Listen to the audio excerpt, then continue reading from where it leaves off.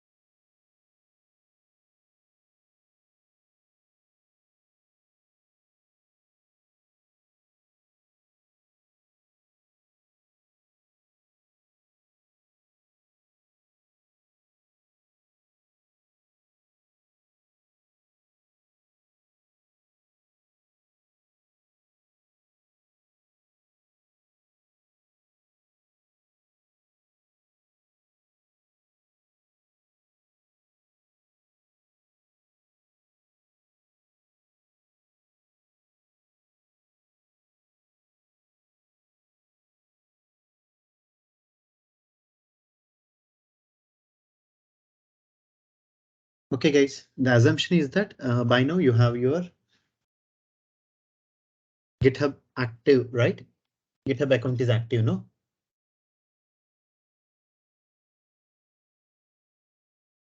Are you guys with me? Yes, Nishant, we have Okay, worked. good. So first thing you need to understand, typically how development process happens, you need to understand. If you have if you have a clear idea on how the development happens, it will be easy. First thing is you should have an operating system, correct? Whether it can be Windows or Linux. Second is in that operating system, you need to install programming language, correct?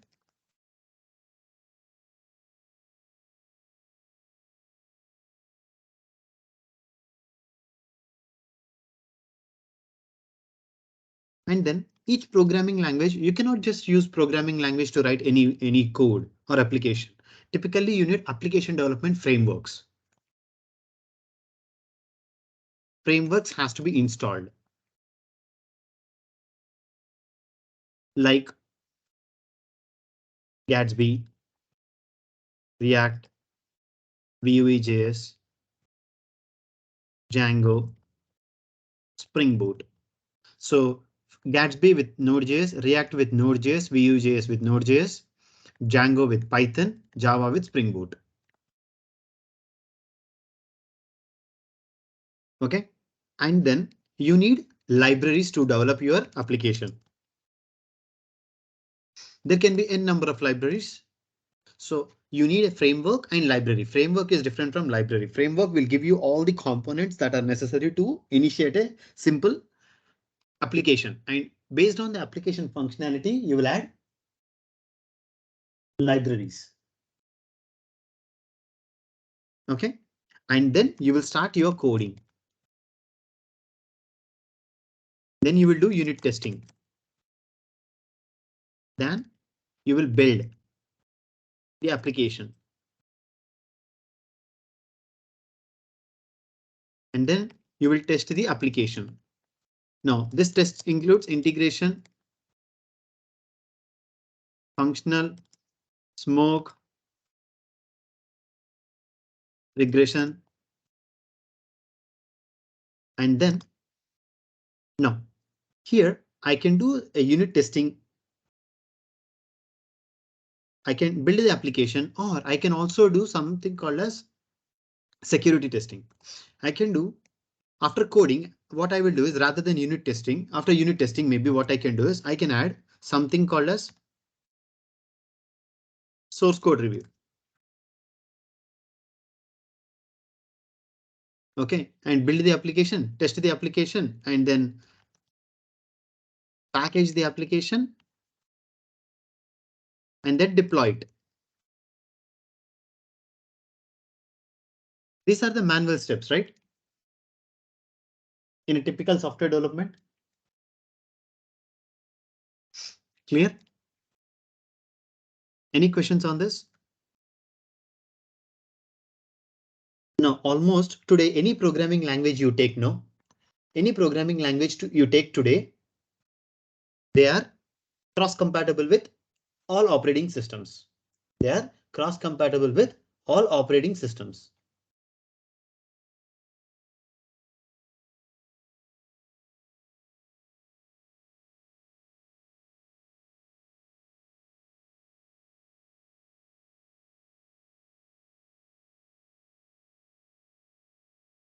Any questions? OK, let us have an operating system. OK, excellent. I have an operating system. And in this operating system, I need a programming language. Correct? So let me see whether I have Node.js programming language installed or not. Do you see? Is the Node.js programming language installed here? No, I don't have a programming language. I don't have any framework. So what I will do, if you don't have one, OK, just try to install one. Just try to install one. Now, Installation of a Node.js, installation of Python and installation of Java. If you are a basic Linux user or if you are a basic Windows user, you know how to install it, right? How fast it is to install a Node.js? Just click on this installer, 64-bit, next, next, next, next. It will install, correct? If you want to install it on Ubuntu, package manager will be there. Choose Ubuntu section.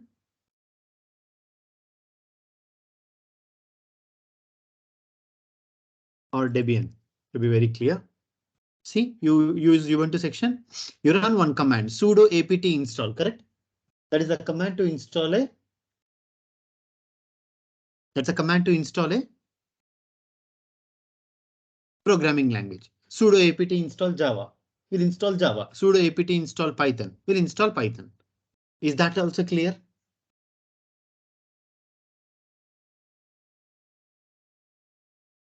Now let's see.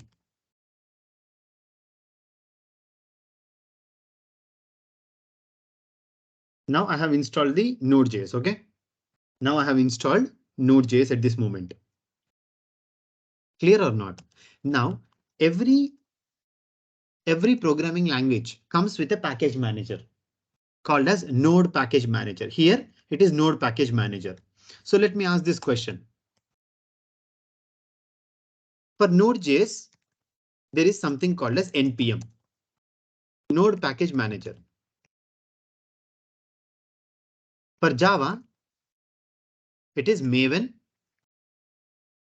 and are the frameworks or Gradle. For Android, Gradle. Like this, for every programming language, there is a framework manager. Using this framework manager or package manager, we can install frameworks. We can install the frameworks and we can install the libraries. Clear? Now I need to install a library. So for our programming, for our thing, we will use Node.js programming language. And we'll use a framework called as Gatsby. So let's go and see how to install Gatsby.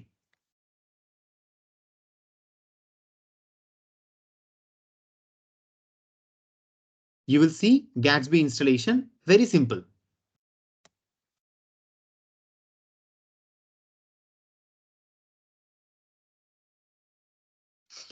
npm install -g Gatsby CLI. This is the command. Let's go ahead and install it.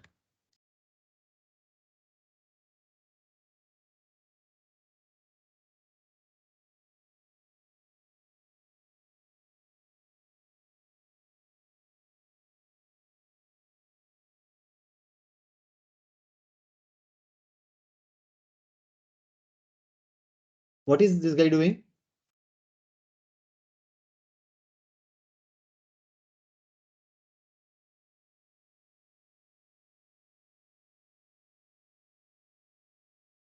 It is installing the framework. It is installing the framework.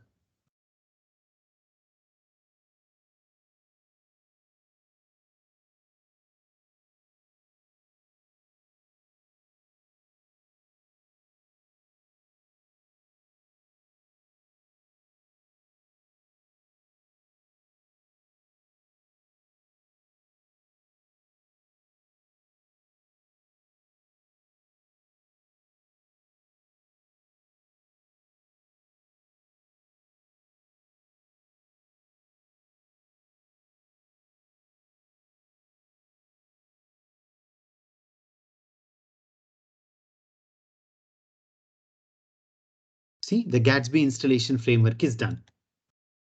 See, to address all issues, including breaking changes, run. So this will go ahead and fix all the library issues if you have anything. OK, but at this moment, that's fine. See, npm audit will fix all the breaking changes and issues. Are you with me? Now the framework installation is also done. Then I need to install the libraries. Now, any framework Any application comes with its own libraries. Now let's go ahead and create a simple application. Let's go ahead and create a simple application. Now, how do you create a simple application? Gatsby has its own tools. Gatsby has its own tools. And now to create a very first application, very beginning application for your own course, what you can do, you can say Gatsby new. So it is asking you, what do you want to what do you want your call application? What name you want to call with your application? At this moment, I'll call it as my Reva app. And how would you like to create my Reva app? And which language you want to use, JavaScript or TypeScript? I'll go for JavaScript. Do you want to add any content management system? No. Do you want to add any styling components? No. I'll just go for bare meta, bare simple one. I don't want to add anything else. And do you want to create the project?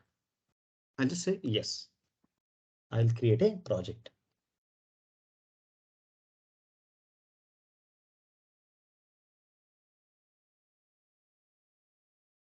So what is this guy going to do? This guy is going to install all the necessary libraries to run a bare operating system, bare, what do you call that? A bare template, which comes with a hello world page. Now it is up to you. Once you have an application ready, you can continue. Whatever you want, you can do it. I'll do the application development as we progress. Just to show you as a sample, okay?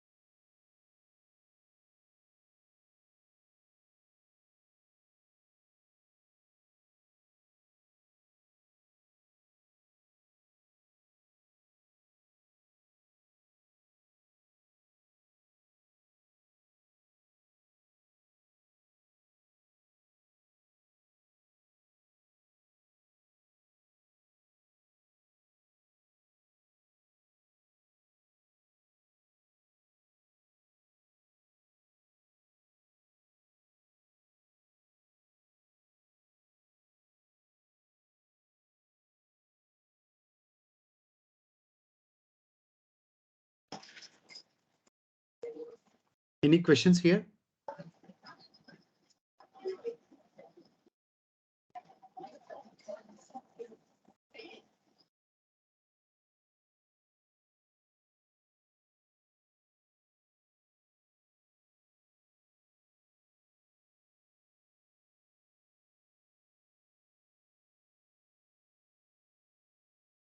Now what happens is frameworks and libraries are getting set up. Now you need to understand few components. In a source code management system like GitHub, you will never push your libraries. You will never push your libraries. Okay, every programming language has a technique. Every programming language has a technique. For example, Node.js programming language uses package.json to maintain the list of libraries that are used in your project. Spring Boot Java uses POM. Almost all Java applications uses pom.xml to maintain the packages list that are used in your programming. Okay, Python uses requirements.txt.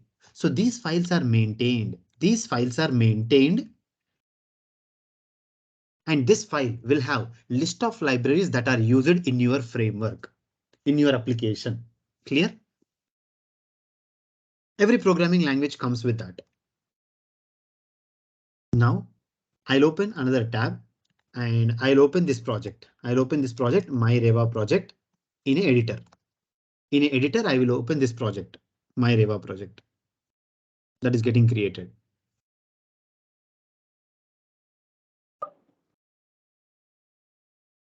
So it's still building, but meanwhile, I'll open it.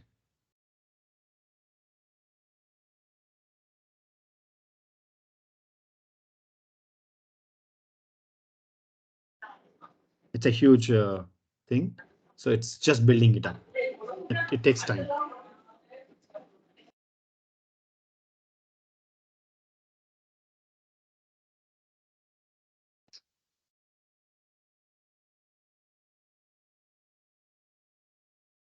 Still building it. Do you see this? There is a file called as package.json. This is where the list of libraries for any application is stored. If it is Node.js, if it is Java, there is pom.xml. OK, as a security engineer, you need to understand even application development also. There is no other go.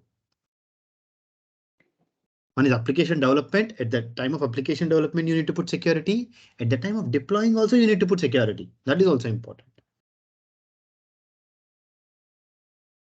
OK. Now, this is very, very important. So everyone has to understand this package.json. You see here, this is where it is telling what scripts to run, when to run. This will automatically be populated. Don't worry. Say Gatsby, React, DOM, React DOM. So these are the important libraries that are important for this framework to run, for this application to run. These are the important libraries. Now, as you see, each library comes with a dependency and its dependency number. What happens if there is a bug in 18.1.0? This is how your tools will identify that, OK, boss, your programming language needs 18.1.0. Now let me go to the internet, get the list of bugs that are there for 18.1.0 and map it. If the bug is actually there in your code or not is verified. That is what check marks. That is what SonarQube is doing. That is what Coverty is doing. They are reading your application, going to the internet, getting all the bugs, mapping it. All the signatures are written inside this vendor servers.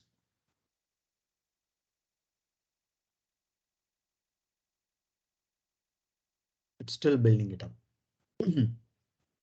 OK. And for example, you should also understand few more things. Whenever you have a plain text application, right? Plain code is compiled.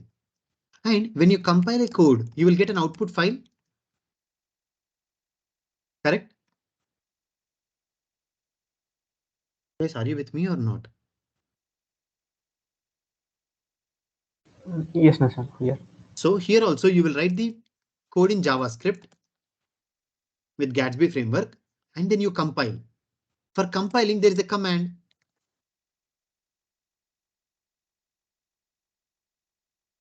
What you will get output file, a folder will get. A public folder will get created. A folder with the name called as public folder will get created. OK. A folder called as public folder will get created.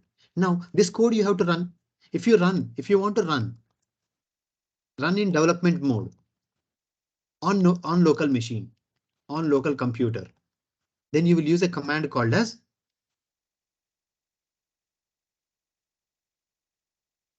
Gatsby develop. This will run the application in development mode. This command will run the application in development mode. But if you want to run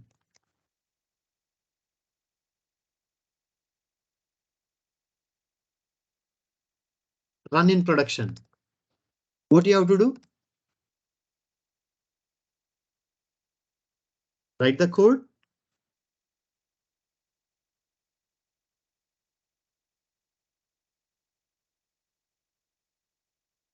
Perform the build. You will get a public folder. Take the public folder and deploy.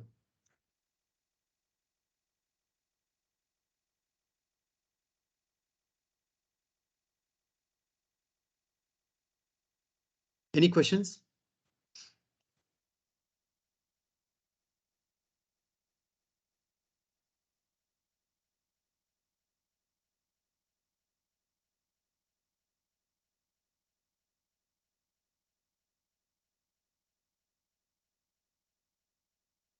See, now the setting up of the application is done.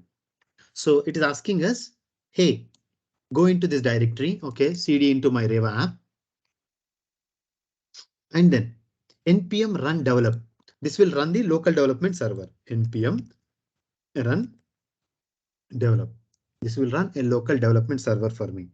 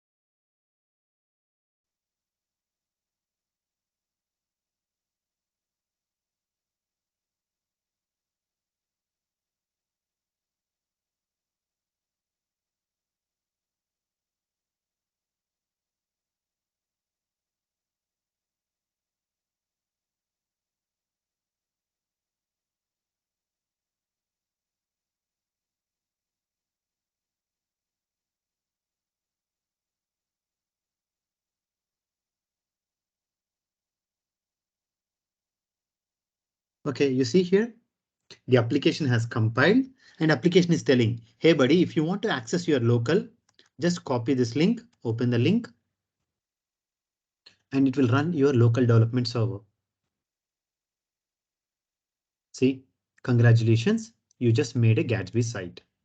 I have my application ready. I have my application ready.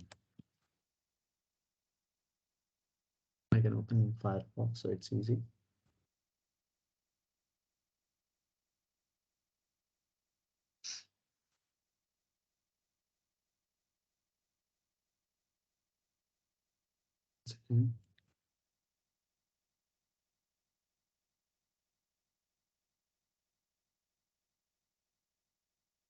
Clear? You have your application ready, which is running on 8000 port. Clear? And it is selling. If you want to modify any site, just go to source page index and modify. Okay, fine. We'll go to src pages index file. Just go to index file and modify. That's what it is telling. So let me go ahead and modify it. It's a little heavy code. Everything in one. So I'll say, welcome to Reva. I save the file. I go. Yes, it will reload the page. Or it doesn't. Let's do it. I changed the code and I should see the changes. So I said, welcome to Reva. Oh, I missed it. So the error will come.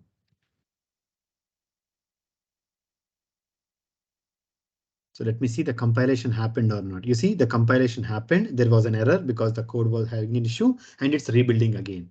The moment I change, it will rebuild it. You see, congratulations, welcome to Reva.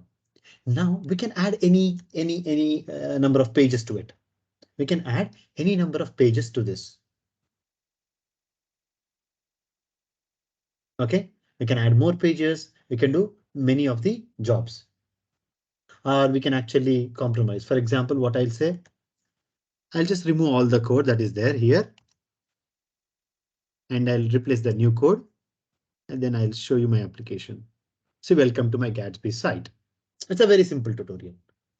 OK, now I can create something called as about.js. I can create something called as about.js. And I deploy my code. And you go back, reload the page. You don't see any about.js here.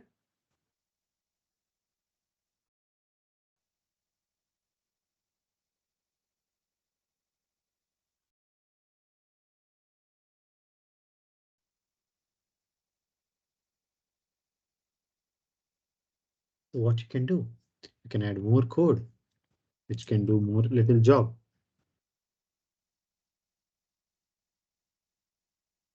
But what you do here, there's a compilation error.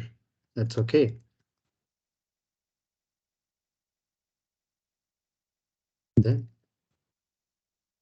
what? So there is an error in the code. Let's go and fix that error.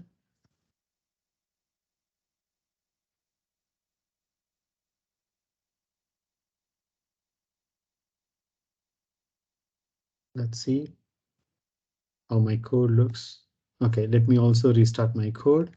Oh, let me recompile the code once.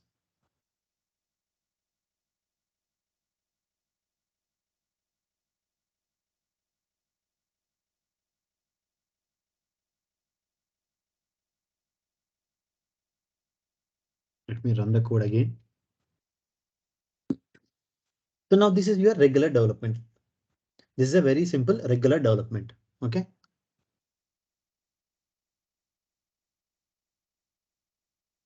It's compiling the page. See, you're observing, right? It's compiling every time. Every time you change the code, it gets compiled. And you see, there's a lot of errors here. There are a lot of errors which are telling that, OK, this module is there, this module is not there. You're able to observe, right? All this.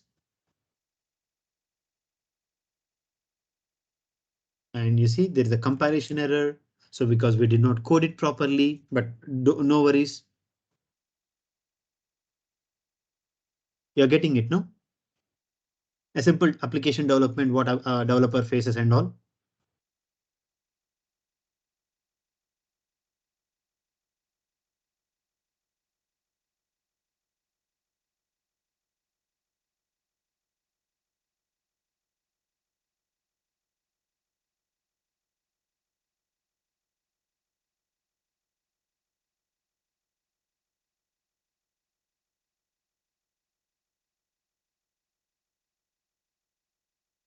One second. I'll rebuild my application.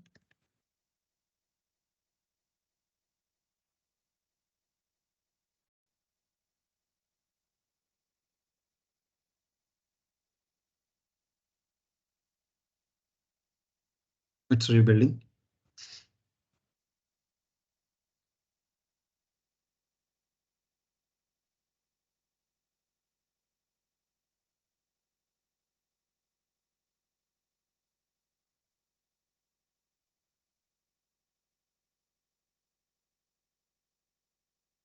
See, my application is again running.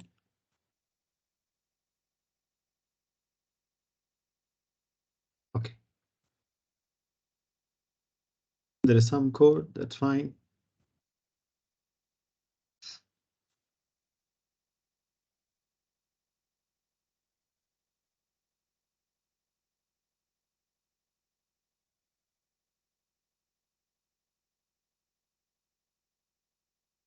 So you have an application ready. Now, what happens when your application is ready? You do all sorts of testing and all.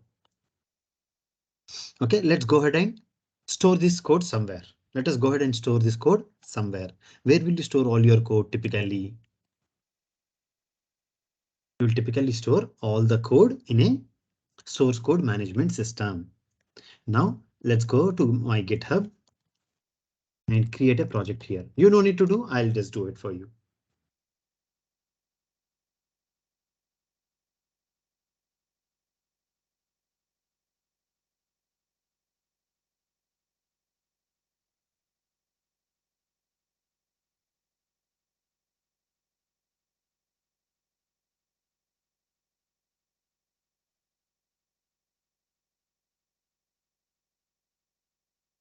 Now I will create a very new project freshly. New. And then my project name is my Reva app. And then is it going to be a public folder? Yes, I want everyone to access. I'll just create a folder. Now it's asking, hey, you want to push your code? Yes, I want to push my code. So you see, push an existing repository. I'll just follow this so that I can push my code. I can go to my terminal. I'll push my code.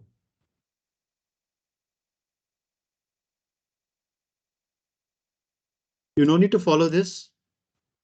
OK.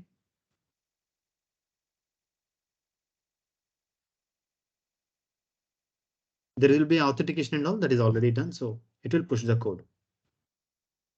Now my code is ready. So every time I do a change, I have to push my code into the source code so that my source code management system will track what changes I am doing. So that in case if a bug comes due to me in an organization, it is easy for you to identify the bug that, OK, this Nishant guy has committed the code and because of that, the bug has come. OK. Now, this is where the reality starts.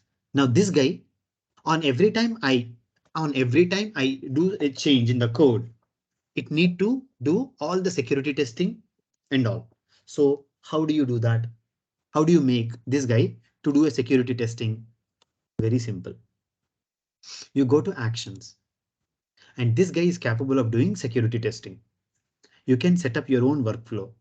See, I'm building a Node.js application, right? So I'll click on this configure. Automatically, a new file gets created. A new file gets created in our repository. I'll say initial file. And something is written in this. Don't worry what is written. Something is written and I'll commit the file. I'll commit the file. Now you see the file is written here. The file is written. This is a configuration file. And GitHub, what it does is in the background, it will spin a server. In the background, it will spin a server and it will tell you it is going to execute my application in Node.js 12, Node.js 14, Node.js 16. At the same time, it will do testing. This is written in the configuration file.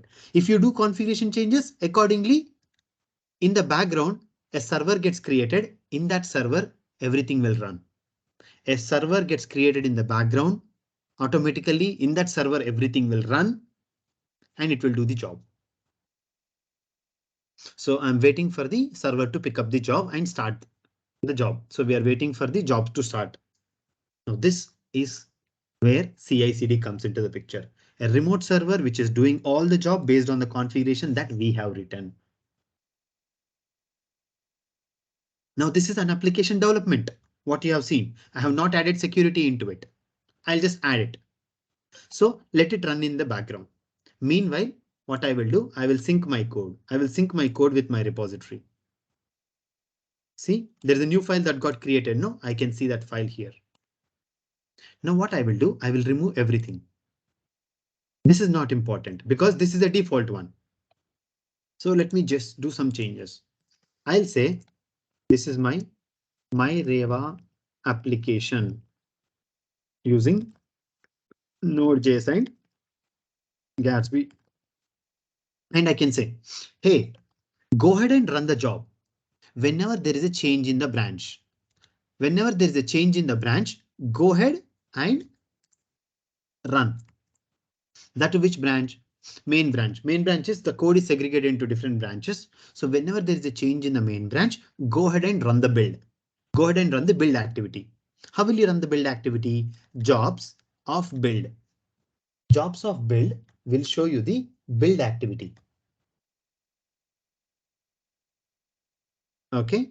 So you are telling this is a name. This is a name. You can change this to Nishant also. Doesn't matter. Okay. And then it should run in a Ubuntu operating system. It should run in a Ubuntu operating system.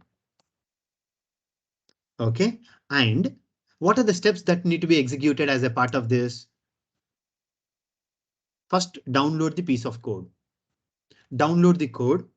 After downloading the code on the remote server, then install the Node.js. We need to tell to this guy to install the Node.js. So what I will do, I will write install Node.js. And actions is set up the Node.js. Which version of Node.js you want to install? 18.2.0 version I want to install.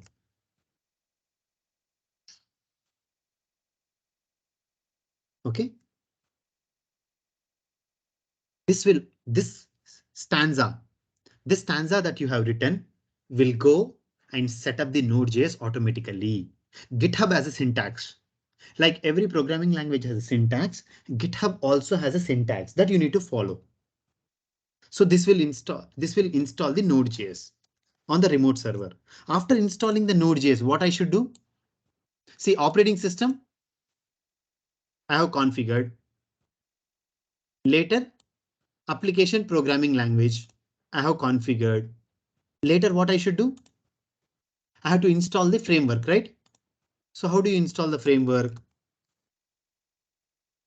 You say the name of the job is install Gatsby framework, and you can run a command npm install -g Gatsby CLI. Correct? This was the framework, no? That we want. After installing the framework, what you need to do? After installing the framework, install the libraries. What is the command to install the libraries?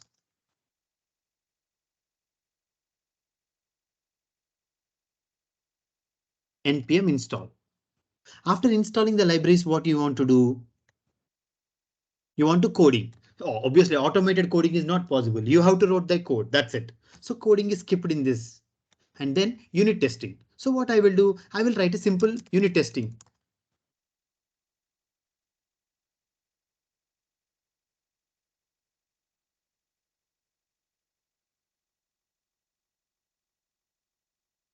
Whatever the command that is used for unit testing. Now, once you are happy with this, you need to push the code. You need to push the code. You can have a message here, added build. Only one time configuration. All this is one time. You only write one time code. That's it. And then test your code. Test your code. Now, if you go back to GitHub, go to actions. Do you see added the build? My Reva application using Node.js Gatsby. It's going to run in the background. See the build statement, which we have written here, no build. You see the build line number 11 is equivalent to this. And if you click on this, it's actually in the queue. We are waiting for this to queue to start automatically. See, it's starting the job. It is waiting for the runner to pick up the job. So it will take 1 minute based on the servers that are available in the background. Who will give us all the servers for us? GitHub will take care. We can purchase our own servers also by paying, but I'm not paying any money for them to purchase. Whatever is available, I will use. Randomly, the servers will be picked up and randomly everything will be done based on the configuration.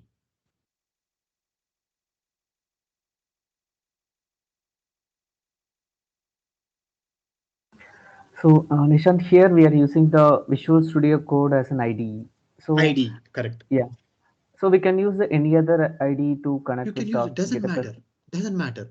You use IntelliJ, you install Sublime Editor, Notepad++, no problem. All So these we are have to just, IDEs. yeah, we have to just give the file path of the source code where it resides, and we can push it to the Git, right? Correct. Now I'm waiting for this job to run. I have to see why the job is not running. Because it should not take so much time. It should pick up very fastly. In 1 minute, it should pick up. So that means there is a heavy load on the servers that it is not picking up. But if you pay money for these servers, it will be picked up immediately. Obviously, there is a dedicated pool of servers in the background running for you. But at this moment, we are not doing that, no?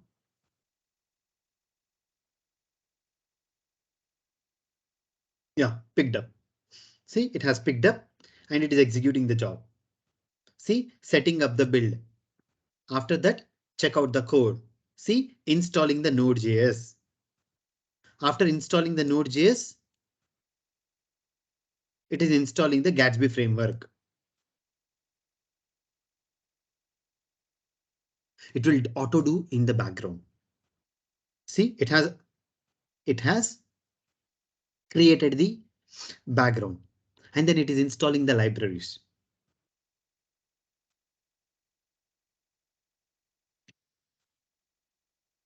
And then it is doing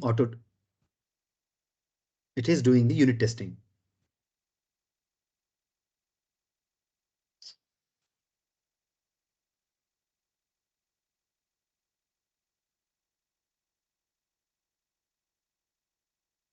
It will install the libraries first.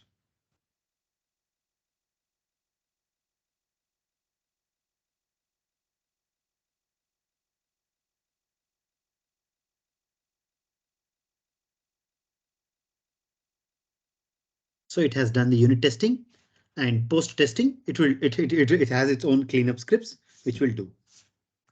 That's it. Now the job is completed. Now every time you modify the code, automatically a build job will run and it will do its job. For example, I'll modify my code. My code is index.js. If I go here rather than welcome to Reva, I will make it as congrats build job. I save the code. I push my code. Issue fix it. Issue number 1 fix it. I sync it. The moment I sync it to the repo, automatically job will start. See, issue 1 fixed. No, the moment I committed the code, I pushed the code, job is running. So like this, developer can do 100 commits without worrying about which commit will fail, without worrying about what is going to happen. He no need to sit manually in front of the computer to run. He can hit and he can go for a coffee and come back and no need to wait in front of computer that, oh, what if my computer gets logged out, will the build fail? And it is not running on your computer. The build is not running on your computer. So even on a 4 GB machine, you can do a development and run on a 16 GB server in the background that you can select. That I will not teach now because that's a little complex, but you can even run on a 32 GB server in the background. You may run on a 4 GB. You may code on laptop. You may code on an iPad and the build happens on a remote server for free. In case if you want heavy servers like 32 GB, 64 GB and all, you can need to pay. By default, you will get a 7 GB server for free. The server which is running, it is yet to picked up. This is running on 7 GB machine in the background. There is a customization that and all you can do. See, we are waiting for it to pick up. Clear? So let it do the job. It will take few minutes and it will do its job. Clear? But you understood the concept? No, I'm not. See, in one class, I'm not expecting you to write the code. No, that is not the expectations. The expectations is you understood the concept or not. That is the requirement here. Did you understood the expectations? Code like, OK, this is how it works. that how it works, knowledge is important. This, if you have to do end-to-end lab demonstration and all, that needs a different skill, and we need a lot of time. We need to learn different skills. But you understood the process. Developer branch. This should be the developer branch, right? Yeah, it can be any branch, doesn't matter. For developer branch, you can write separate code. For main branch, you can write separate code, up to you. Take any branch, doesn't matter. Branch is just a segregation of code. Now it is running. See, the build is going on in progress. So it will do its job. Did I sit manually in front of it? No, but Nishant, how do you know it is successful? You see, it will show you green. If all my conditions written in my code are successful, it will show you green. If all the conditions, if one of the condition is failed, it will fail. So now what are the conditions? Here are the conditions that you need to write. So typically tell me how many phases you will have in a SDLC. Coding phase, you cannot write it here because it's manual. Then first build phase. So what I will do, I can write something like this. I can say build the app. Up to you, up to you. This job name is up to you. And then what I will do, I will write another job. I'll write another job. Build the job. Build the application. Then unit test. Building the app. I can write another.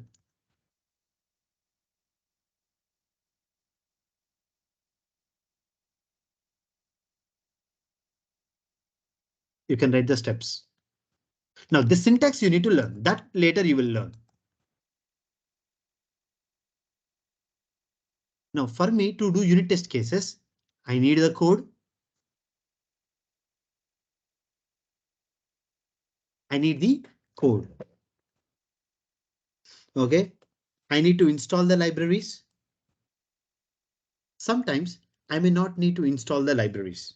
I may not need to install the libraries also, but sometimes I may have to install. So what I will do, I'll just go ahead and copy the same piece of code. Now I have run a build job. I'm writing a unit test job. And then I can do, rather than unit test, I'll say SCA, software component analysis. I'll do something called as software component analysis. And I want that first build should run. And after the build only,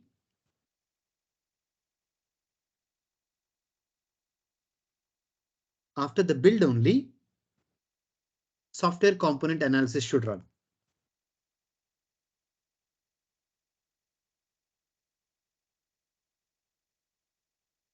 Second.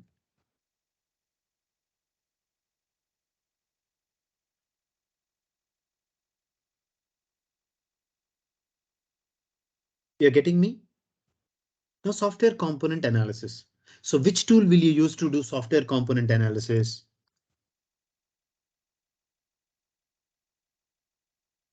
For example, I will use NPM audit tool.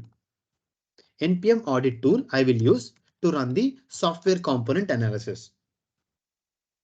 So you can go to the internet, run NPM audit docs. You should know, like, how do you know, Nishant? You should read different frameworks that are available and it's read documentation and then you will know. So NPM audit runs a security audit, which will do software component analysis. And it will audit signatures. It will audit your libraries. It will audit your endpoints. And it will fix it for you automatically. Remediation is also there. Yeah. At this moment, see, do a dry run to get an idea of what audit will fix for you. NPM audit, and see, get the detailed output in JSON format. And see, NPM audit, do the audit level and give me only moderate issues. So like this, each tool comes with a command. Each tool comes with an API. you should know how to integrate that API into your pipeline so that when every time developer modifies a code, that code will be assessed by your tools. So at this moment, I'm taking npm audit.js command. Npm audit -- JSON. Now, whatever the output this guy is going to give me, whatever the output this guy is going to give me, I'm going to save it. I'm going to save it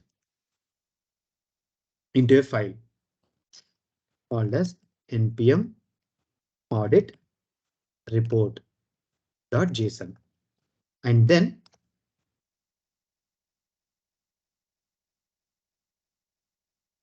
save the file. Save the file so that I can download it.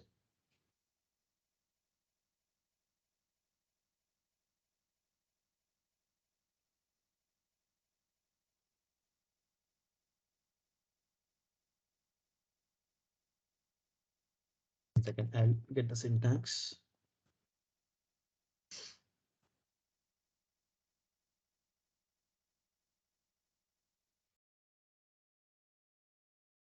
You will get it, this syntax in the internet, should not be a problem.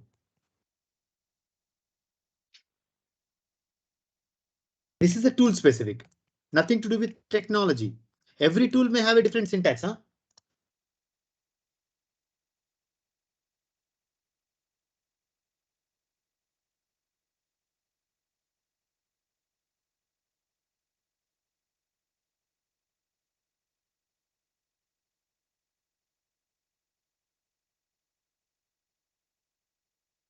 So what am I doing?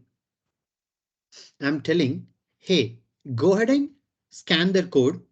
Go ahead and scan the code. After scanning the code, put the result in this file and make it available for me to download and make it available for me to download. Now the software component analysis is done. After the component analysis, I will do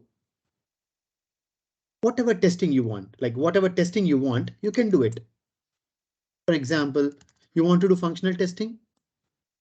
I'm just writing a simple code. Now, my functional testing code will only run after the software component analysis runs. After the software component and analysis runs, then only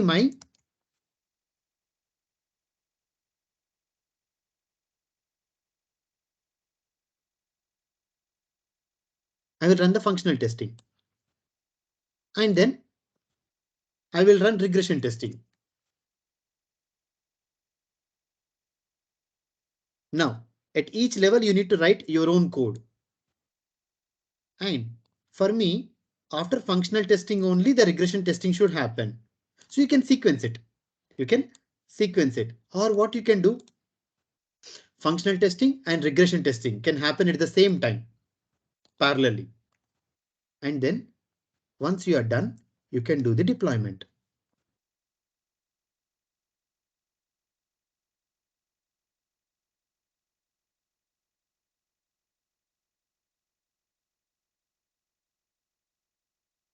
See, now this is dependent on two softwares. If functional testing and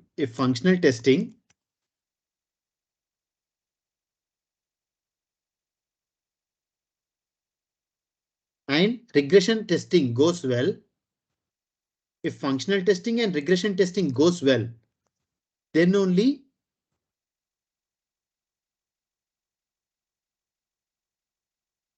do the deployment. Just observe, later you can watch the code.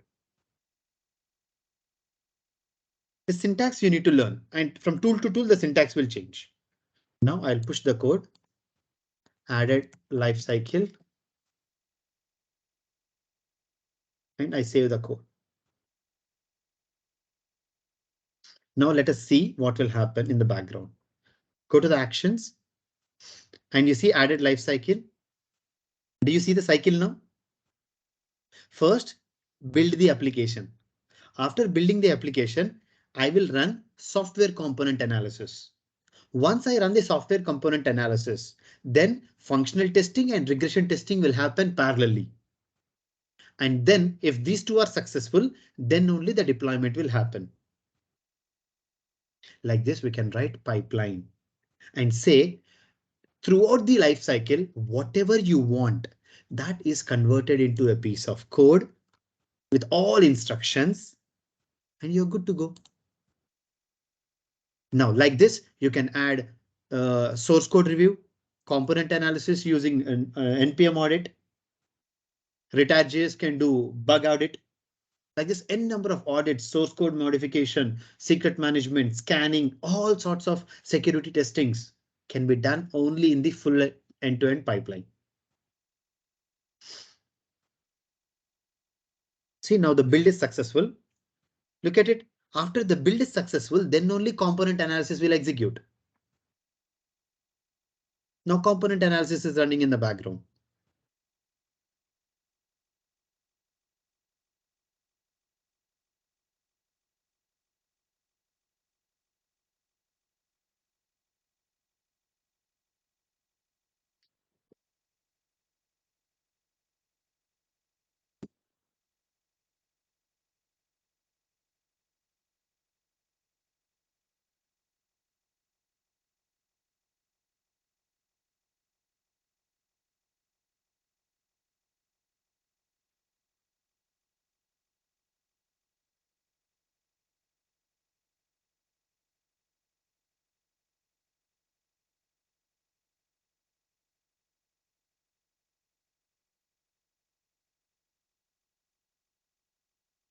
You're getting me? See, now it is waiting for the job to be picked up. The job is very slow. The only reason the job is slow is we are running a free version, so it will take time. For you, it may be like within 30 seconds it could have completed. Maybe it will take me 15 minutes. But for enterprises, this you will not see such slow. When you're paying money for an enterprise, as an enterprise, when you purchase the license, it will be free. Like it will be picked up very fastly. In a second or two, it will be picked up and then it will do the job. Yes, I'll keep the platform open for questions. I know it was a little, I just said it like that. Now, what I will do is, if you want to read more code about this, I will give you my URL. If you want exactly this, if you want exactly this to be running in your environment, what you guys can do is you can take my code. I will share the URL. I'll share the URL for my code. What you need to do, you need to click on this fork button. I don't have fork button enabled. Do you see this? I don't have fork button enabled. If you click on this fork, yeah, if you click on this fork, it will ask you, hey, do you want to fork this? Just click on create fork. You're good to go. The entire code will be added to your repository and the pipeline will run in your own environment. Yeah. Clear? I'm sharing the URL for you.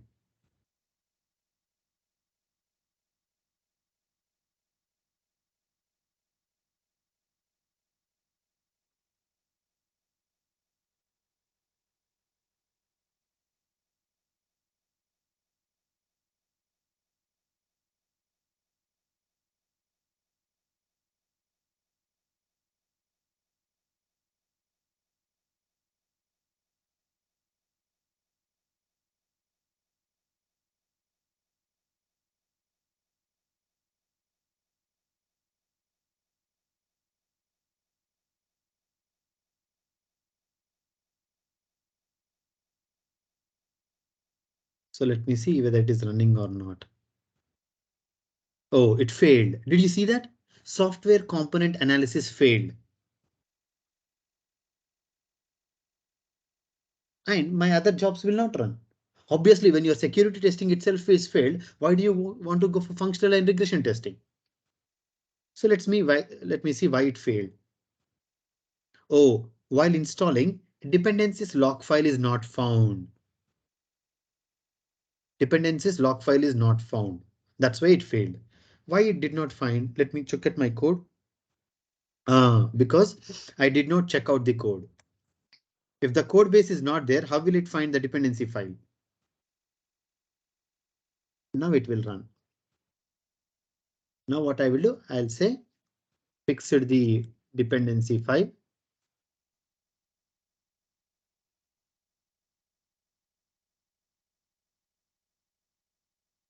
Okay, fixed the dependency file.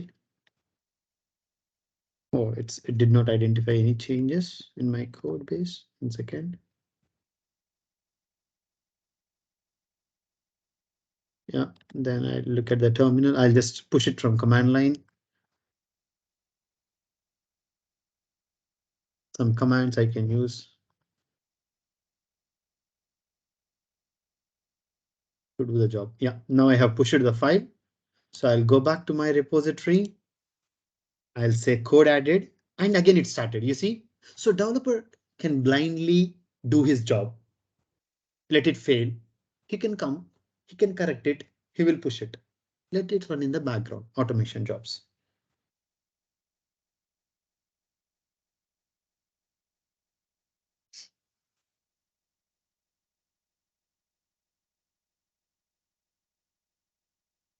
Yeah, any questions here?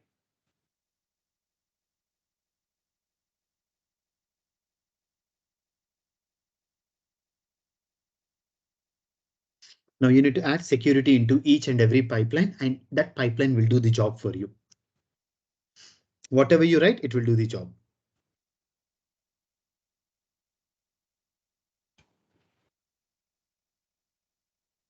And this is what is DevSecOps, people. Now, DevSecOps is not just writing a pipeline and dusting your hands. You need to ensure that end-to-end life cycle of the application is configured to do all sorts of security activities and integrate it with associated tools. You have a check marks, suddenly check marks will behave wrongly. You need to go ahead and fix that. Yeah, today you have integrated with Black Duck. Black Duck will behave differently. Black Duck may need certain requirements. You need to fix all of this. Now, this is the role of a DevSecOps engineer whose responsibility is to work on different security tools to make your application development lifecycle secure.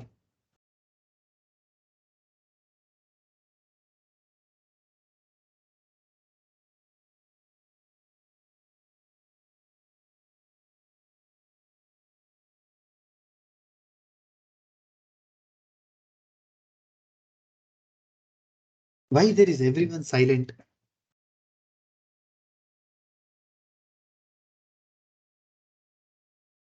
Now see the software component analysis. See, it is started. It is installing the Gatsby framework. It's installing the Gatsby framework now.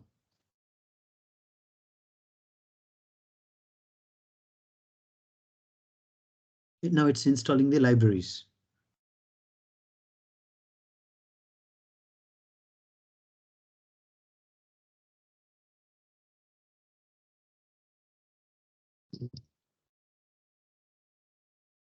Now you can also ask, Nishant, why I should install every time library?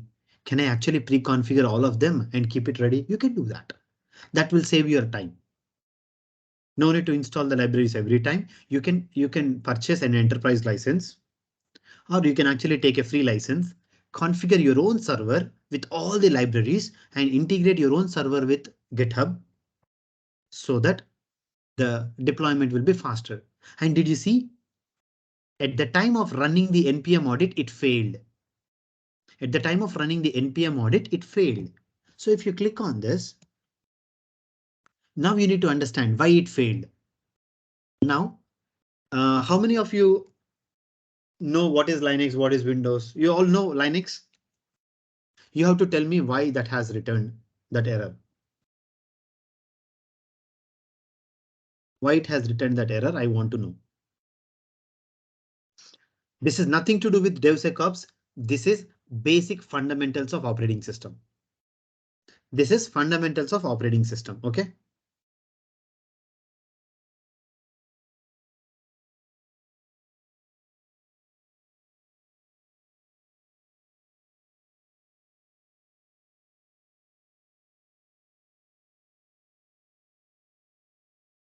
Guess it. Someone is telling permissions. OK.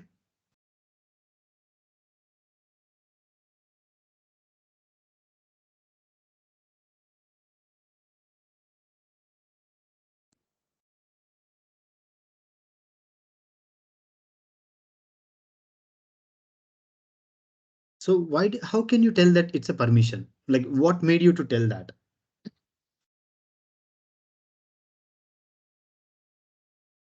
Usually, if the return value is 0, it's a success case. If it is 1, it means that Excellent. Huh? You have a good understanding of operating system. Huh? You obviously work at C level, so you should have. No wonder. Yeah, something that's good. has gone wrong with the process. Sorry. Some kind of error has happened in the process execution. Correct. So now you need to understand this actually tells how good your operating system skills are. Nothing, guys, you're thinking that, oh, DevOps, DevSecOps is under huge, oh, that technology, this technology. Trust me, if you have a basic understanding of operating system, fundamentally, when you are strong, trust me, you can work on any technology. It doesn't matter. It doesn't matter. Fundamentals should be strong. Basic operating system, inter-process communication, remote procedure calls, which are taught in our engineering. No, in our engineering, no one will tell how to use them. But in real world, they are only used, but not explained. In colleges, what happens is they teach good concepts, but they don't tell where to use. In corporate, what happens is you know how to use it, but what is the concept behind it, you don't know. That is the gap. That's a reality. So let's manually run this command. Let's manually run this command and see.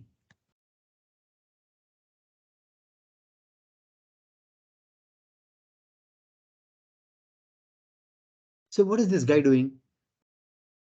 npm audit dash dash JSON. It's actually doing something.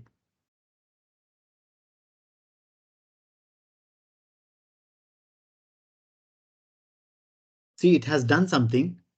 Now, whether this statement has written true value or false value, how do you know? One means false value. 0 means true value. See, the last command was successful, no? Because the last command is successful, it has returned you 0. For this, the last command was not successful. It has returned 1. So if I look at, did it create the report.json? See, it has created an audit report.json. Let me read the file. Oh, you see here, all the dependencies are here. It has created all the dependencies with all the issues. Can anyone tell me why it has raised an error? See, this is where all the bugs are given. All the bugs are given. Now, how to parse this and all is again, we will do it later. But now these are the bugs in JSON format. OK. Now, that is the why it has given error is the tool behavior. The tool will always give you exits when it identifies a bug. When there is a bug, it will fail. So to fail the pipeline, it should always return 1 or any other number except 0. 0 is success, any other number is failure. So the tools are designed in such a way that they can accommodate and fit any operating system under any pipeline, because operating system only deals with zeros and ones. And outputs of these tools will always give you zeros and ones, zeros and other errors. So that's how pipelines are technically built. Clear? So how do you make it work?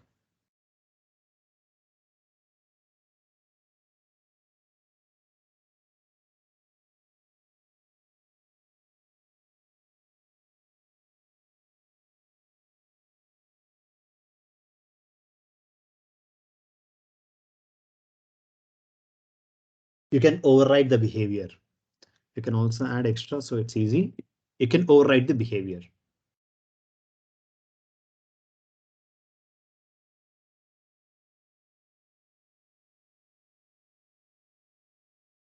I'm overriding the failure. And you go here. I have overridden the failure. Now it will run. So even though it fails, it will go to the next stage. Nishant, why do we need to do that? Let me give a scenario. Tomorrow you have a release and today night you found a bug. what will you do? Will you fix it and push, or you will say, okay, let's ignore this, let it push, let only few people face issue. As an application developer, you tell me. Don't tell as a nice guy who does everything as per rules. In reality, Sri Krishna, what will you do? Push, no? Push it to the production. Let us see later, because tomorrow is the release. I cannot take downtime. Huh? Yeah, last moment changes are always risky, so avoid them and only Push the handle what code. needs to be addressed immediately. That means if you find a bug, if you find a vulnerability also, you will push. Correct or not? Because tomorrow is the release, no? You cannot stop the release. If you Yeah, we stop might the release, track the what will bug and happen? then we'll just raise that bug and we'll keep it aside and move ahead. That's it. That is the reality, right? Because no one wants to sit in the overnight and fix it. Okay, we'll see whatever happens. So if everything is automated, Sri Krishna, you will have that chance. Your pipeline will fail. Your build will not happen. Your release will not happen. So that means Sri Krishna is forced to sit in the night and fix it. Correct? Because everyone will get to know, right? That your build has failed. This is the error. There is an email that will go to your manager. Yes. And obviously, if your company is smart enough, they will put 4 or 5 people in the loop. If you are working for a customer, they will put you in the loop. So that means an email will go to your customer telling that the release that is going to happen tomorrow has failed. So the developers will be on toss of their legs, so that they have to fix. Now this will avoid those people, again, not here. This will avoid those people who want to skip their job. They want to just push the code without fixing the bugs. They don't care about vulnerabilities. So people don't follow the rules. That's why we need to put tools and controls to make them follow. So that visibility comes. Obviously, when the visibility is there, when everything is open, and when everyone knows that you have done 20 bugs and your 20 builds are failure, your performance is calculated on top of that. So if everyone is calculated on that, so people will be very cautious in doing their job, and then they will improve the performance of the organization and they will be productive. Understood how DevOps is helping you as an organization? But this is a pain for a developer. So let's hear your opinions. Sri Krishna, what's your opinion? Sudhagar? I think it has to be there depending upon the kind of bug, right? We have to take the call. If it is a very critical bug, then definitely we'll have to stop it and then do it. If it is not a critical bug and something is found at last moment, then it's better not to fix it at that moment, right? That's what I think. Yeah, true. You cannot fix it at the last moment. So can't we put those applications under maintenance until or unless the bugs were fixed? Even though we can push the code into production, we can put this application under maintenance so that no one will access and still we have time to fix and make From the a theory application point of viable. view, the discussion is easy. But tomorrow when you have a release, your senior manager, VP will be sitting on you. But we can't do it. We can't do it. I mean, the last moment, right? So even we There are committed people everything. who will be asked to sit in the overnight and fix it. There are people who will ask. Yes. What if we can't fix that? Then what you will do? You will skip and do it. But if you tell that 4 times that I cannot do, then your performance is calculated accordingly. No. True. True. No. That is the true or no? What I'm telling. Yeah.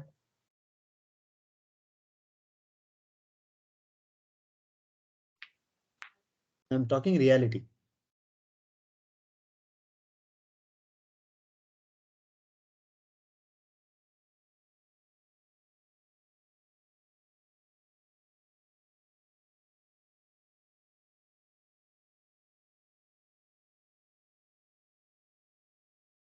Yep. Any questions?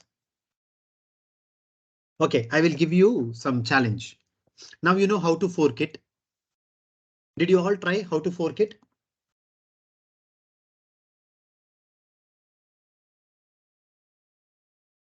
Right. Just try how to fork it and then wait for everything to run and you see Do you guys see? Software component analysis has run. Even though there is an error, it has successfully went. And then now you see functional testing and regression testing are parallelly happening. And then the deployment will happen. I did not show you deployment and all. That's it. Like that needs a lot more system administration and all. What is more important is component analysis.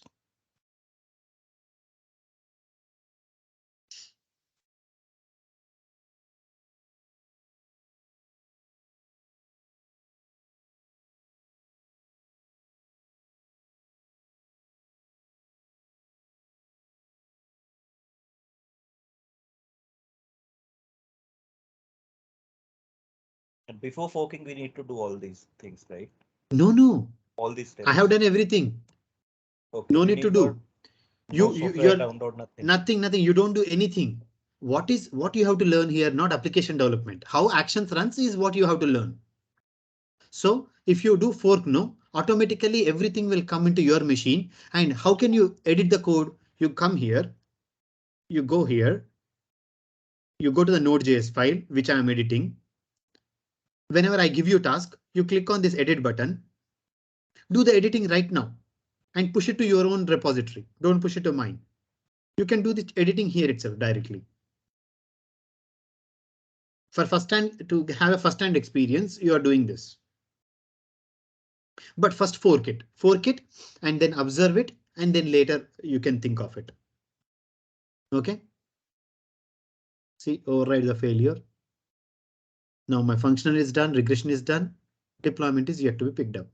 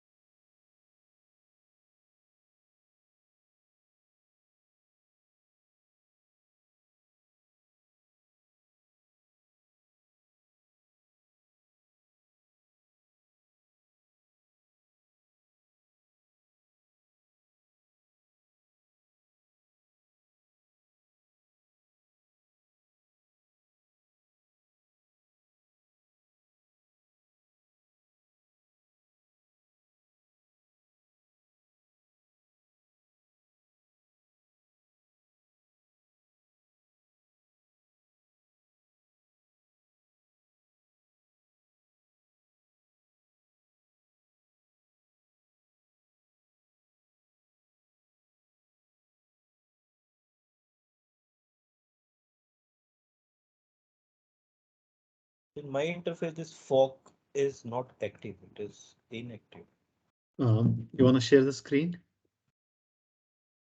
It will be easy for me to assist you.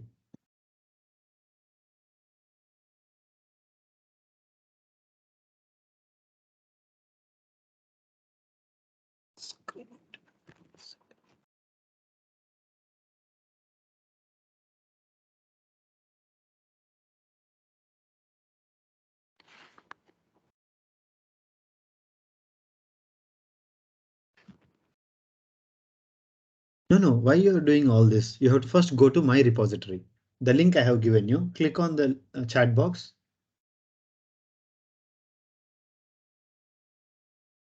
In the chat box, I have sent a link. No, click on that link.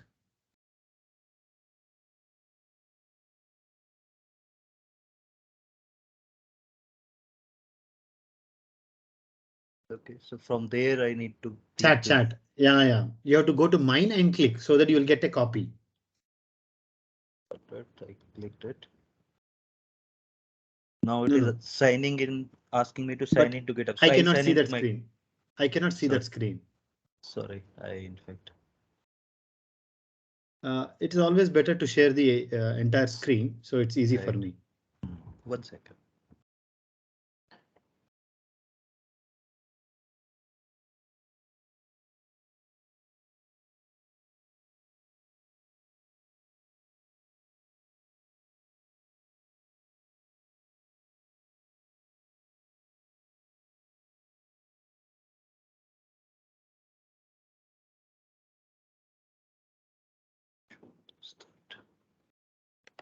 So after clicking, I came to this space. Yeah, log into your account. Right. You can actually open the same page in your previous tab because you have already logged in there, no? Right. So just open that page. So Copy paste here, the link. Copy paste the link here into the Google Chrome. okay. My link you copy paste, sir, here. 1 second. Yeah, right click, copy the link. Yeah, come here and paste it. You're looking at my account, so just click on that. Enter. Yeah, now click on the fork button. That will automatically fork into your account. Scroll down. That's it. Now it is your account. Click fork. Right. Now whatever is happening on your account, it will happen. You don't touch my account now. Got Yeah, it. now you go to actions. Actions. See, I understand and agree.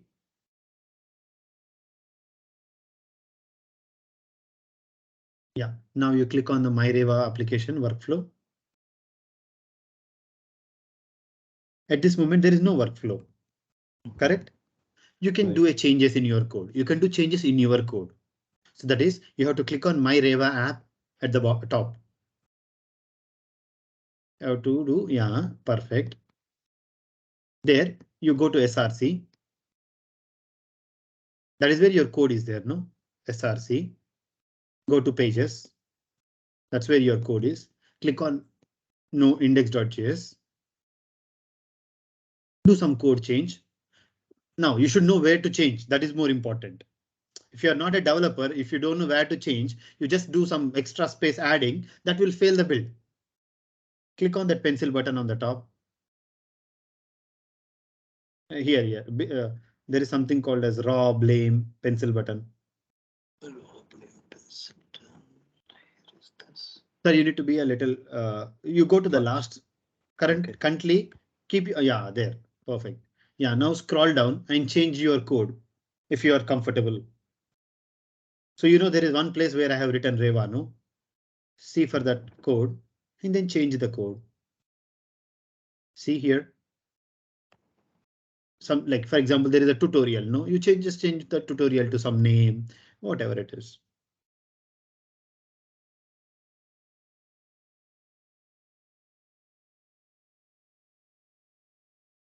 See, you are going somewhere else. Now you should be very cautious. You are a developer. You cannot do any changes like that.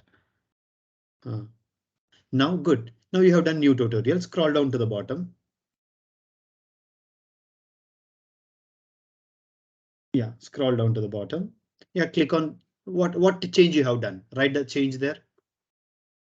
What change you have done? Write the change there. At the bottom, commit changes. Not there. You're wrongly putting the cursor. Yeah, perfect. No, that update index.js. No, that's a mouse hover. You just put that update index.js somewhere. Yeah. Here itself. Yeah, that is the commit. Actually, it shows you that dummy one. It's a dummy name. Write something like added new tutorial and scroll down and commit. Scroll down to the bottom and commit. Perfect. That's it. Your code will run now. Now go to the actions and see whether your code is running or not.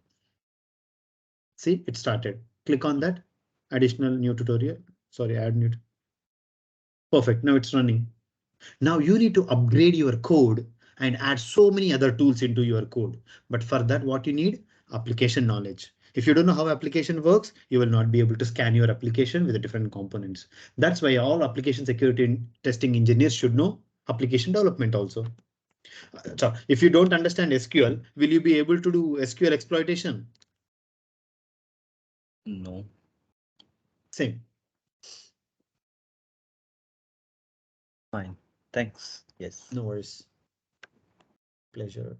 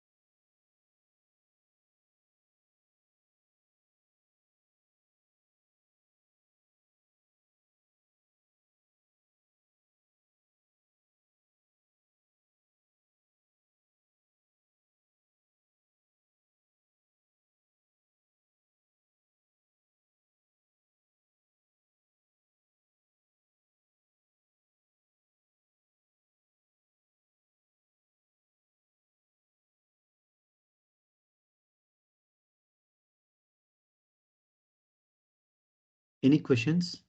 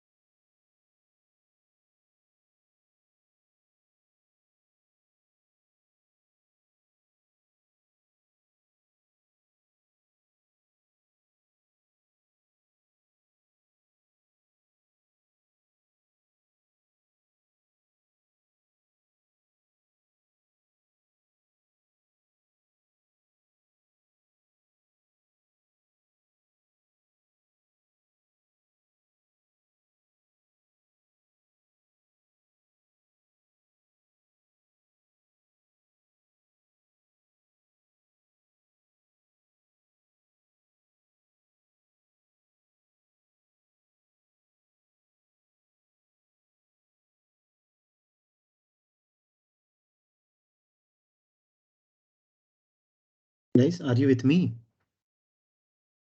Any questions?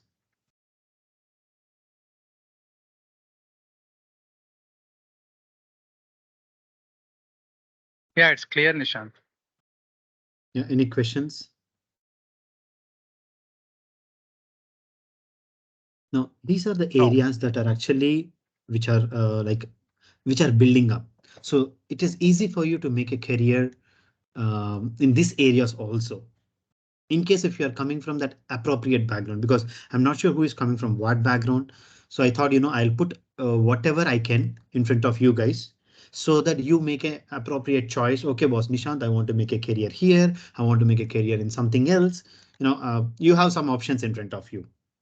Because as an application engineer, if you want to get into security, as an automation engineer, you want to get into security, it doesn't mean that you should only learn VAPT and make successful career in cybersecurity. Doesn't matter. Because that is not only the career, right? There are so many other careers options only in security, which you have seen now. This itself is a very big domain. Huh?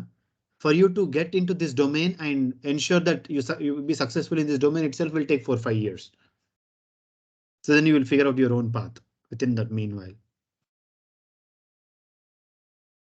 So I hope you understood in my training that, boss, in cloud security there are many things in cloud security.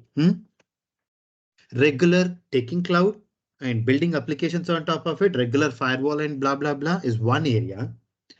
Touching these niche areas like DevSecOps, chaos engineering, site reliability engineering, infrastructure automation, compliance as a code, policy as a code, uh, compliance as a code. These are some niche areas. You can do your projects in these areas, which will add value to you immediately.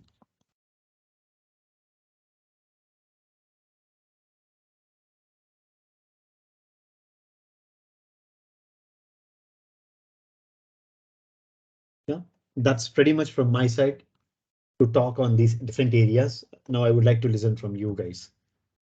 What is what?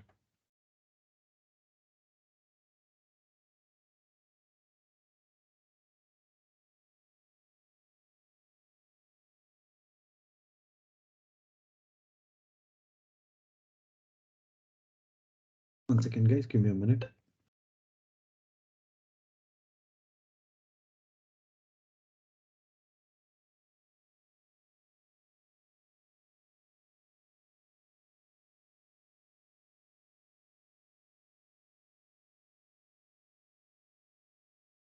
So guys, we'll take a very quick 10-minute pause. I'll give you time to digest and then we'll come back. Okay. You with me? Yes, sir. Okay, I'll see you in 10 minutes.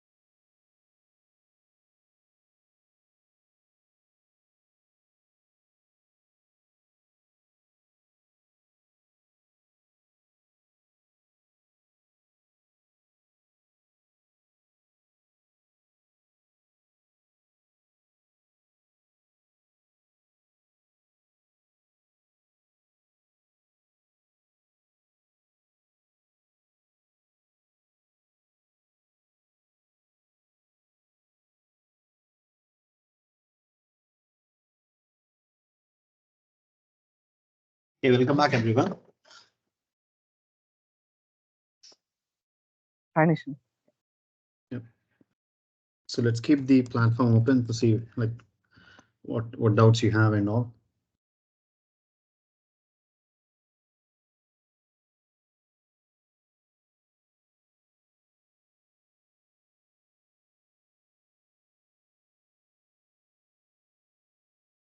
No questions?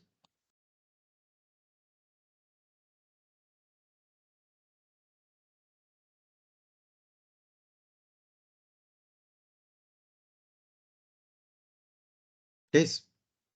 Anything you want to ask?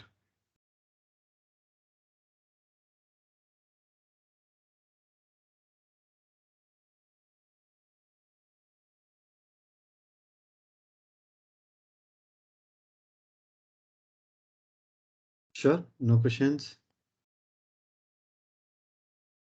Ami, Joycey, Niranjan, Deepthi, Devinder, Mahindran, Marimutu, Pavan, Muthukrishna, Shamir. Hey, you can hear me, huh? First of all, I'm calling all names, but I don't know. Yes. We can hear you, sir. Okay, cool. Shweta, Vasudev, Sudhagar, Subramani, Priyas. Okay, then if you don't have any other doubts, then I'll end the session. But if you want to do some exercises on this itself, I can give you that exercise also. Okay, I'll not compulsate you, but I'll ask you to implement two at your own comfort. OK, you need to implement something called as retire. Retire.js is what you need to implement. I'll give you some hints. You implement it on your own. Retire.js is one. And safety is another one. Try to implement these tools.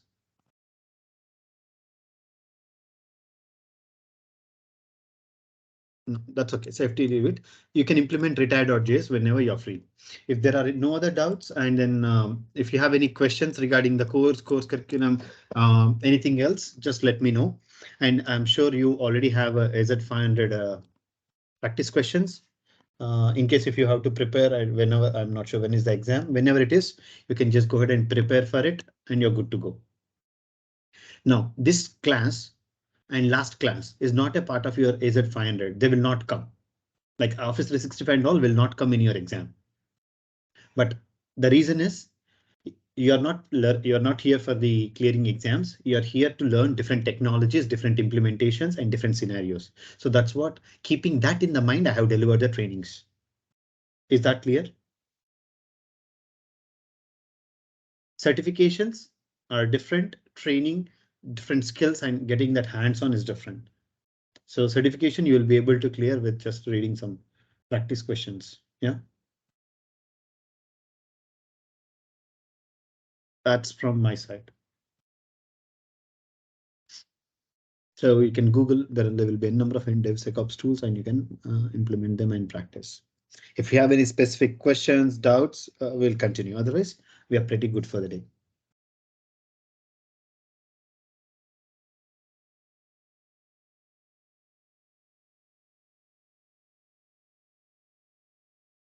No questions? Any areas you want me to address on? Okay. Sorry, I'm losing. And she'll explain exams. I'm sorry, I did not get your result. So Sheenu ma'am will join the session. Sheenu ma'am will join the session in 2 minutes. She'll speak about the exam. We have an exam next week, next session. Which one? AZ500.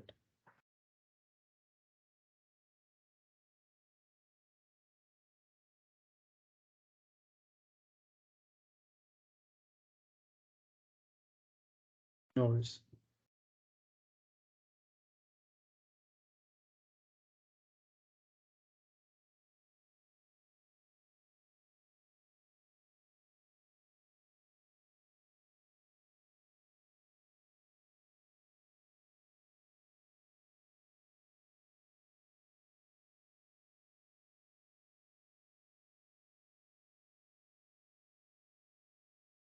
Hi everyone. Sorry, I kind of missed the conversation. Nishant, Hi, Shinu. all done, is it? Yeah, I'm waiting for participants to ask me questions, and then if they ask me questions, I'll show more demos. Okay. Then I will also wait for their questions. No, the questions are not there, so that's why we called you. You Questions will are be not taken. there. No. Okay. So maybe at least one of you please speak up because next week again is an exam and all that. Are you comfortable? Practiced enough?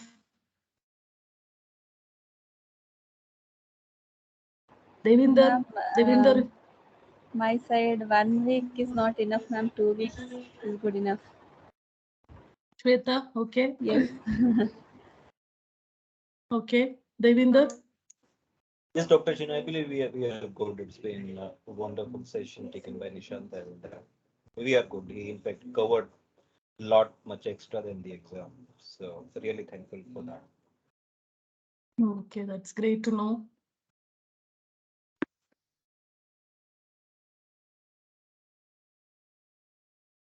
Anyone from a non-cloud background got enough to practice cloud now?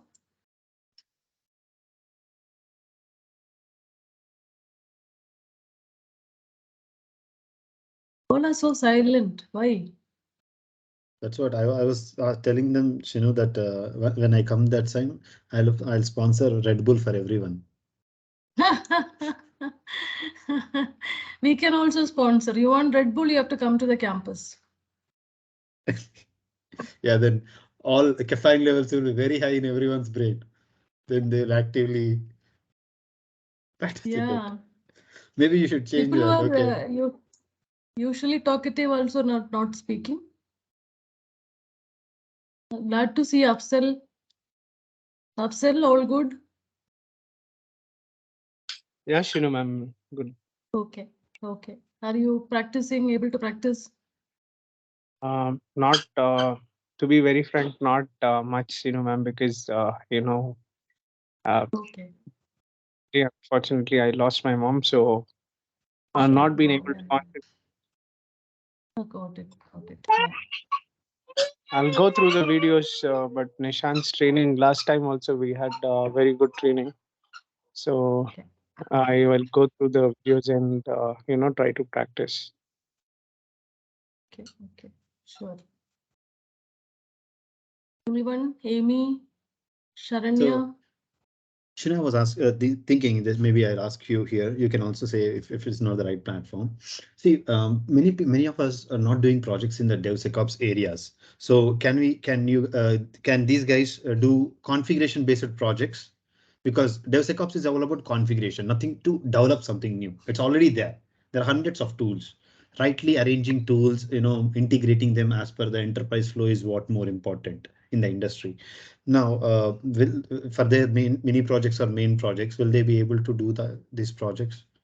So if you see Siddharth's project is kind of creating a custom-made configuration, right? Which went through today versus Viva, which went through quite well.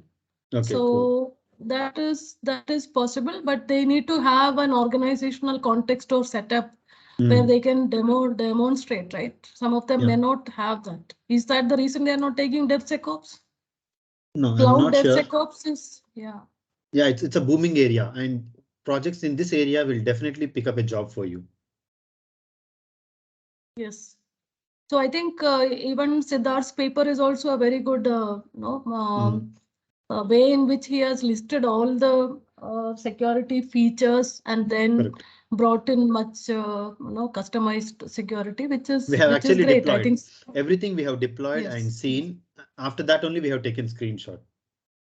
Got it. I was there, no, because we had a Zoom sessions where we had a one-on-one view on how the configuration went, where issues came, what issues has to be solved.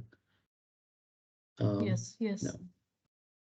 So even for publication, if you are writing it as a white paper, definitely it will go immediately to some platforms. But if you are looking for a research paper and all that around this area. It has to be little tool agnostic, has to be generalized whichever way possible. And I have not seen much papers on this area. You may project or propose some of the areas. Okay. So guys, as Shinu is also here, in case if you, again, I'm not sure you will be, this is the right time for you to discuss about the projects or not, but try to see if you are coming up with a project, you will be able to, handle mini project, main project, and then research paper in one area. So you will have a good glance on initially starting with small project, then increasing the project level to a little enterprise grade, and then converting that into a research paper.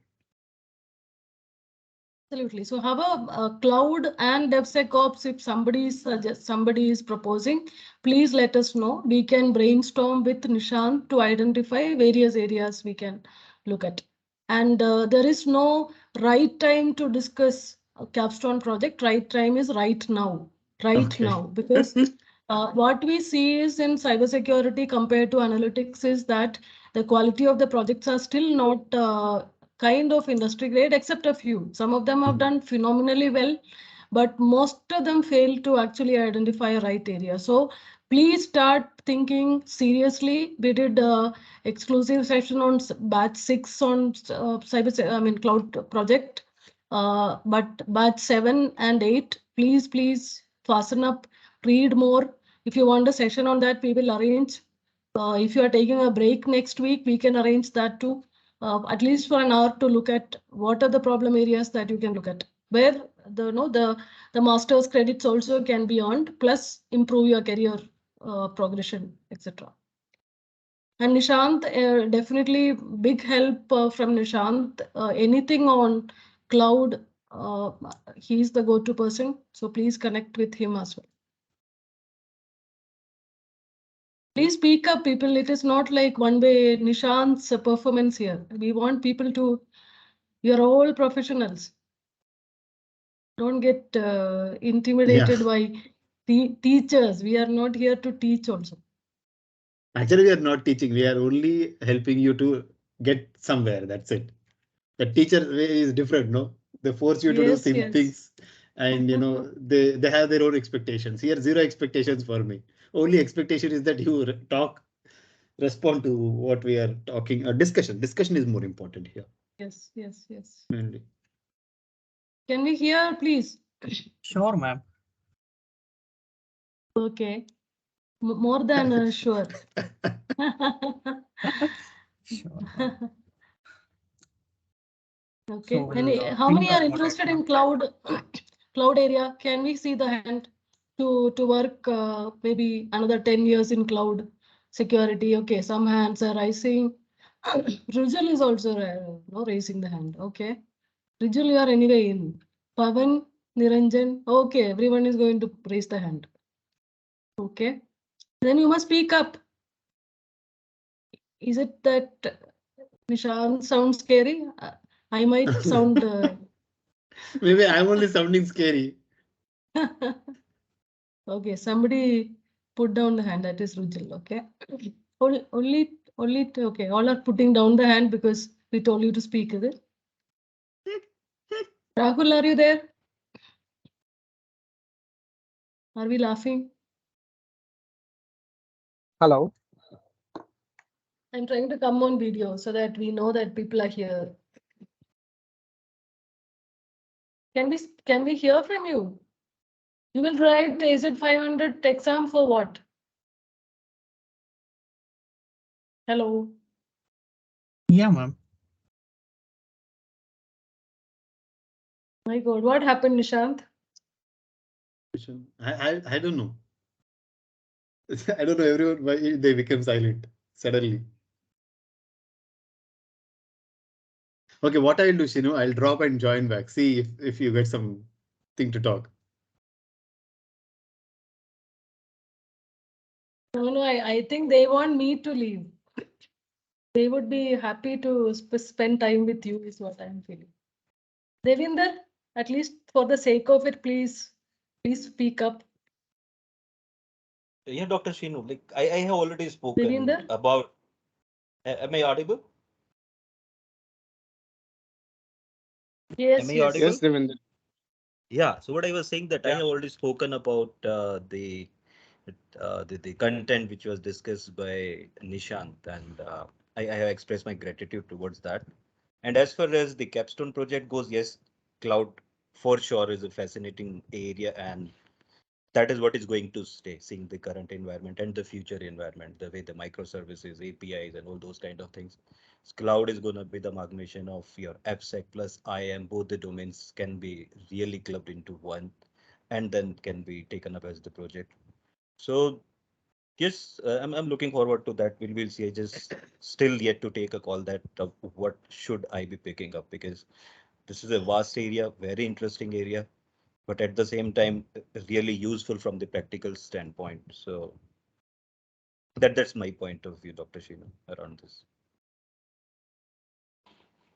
Maybe what we'll do is, Okay. those who are interested in this project, We- no? Sorry. Hello. can hear you. We can hear you. Yeah. We can see So you. what? There is Yeah. some patchy network. So what we want to do is maybe we will arrange one session, just a brainstorming session. Let them come up, throw the ideas, whatever they want in different areas. Just like a brainstorming session, we will arrange one that for some people, they can come up with their ideas or they can pick up some ideas from the discussions. Up to them. And then maybe they can go research and then get back. Absolutely. Can you put down your thoughts in the chat window itself? Which broad area you want to work with? Is it application security? Is it web related, or is it GRC related? At least some broad, very, very broad area. If you can start thinking, because there is no right time. See, I would be very I keen have to to pick. yeah, Dr. Shinu, I would be very keen to take up IAM into cloud. Like if we think about future, the future is about having the kind of IAM platform which can serve the IAM services as the utility to the organization, because the way various you may say complex identities are emerging, right? So there has to be a kind of, you may say, commonalities around the kind of, you may say, data modeling which has to be done, Okay. and so Okay. I'm keen towards that area. So I will discuss with Nishant as well that how we can move ahead in that, because right now in market there is no single tool which is available for that. That has to be really developed. So yeah. Okay.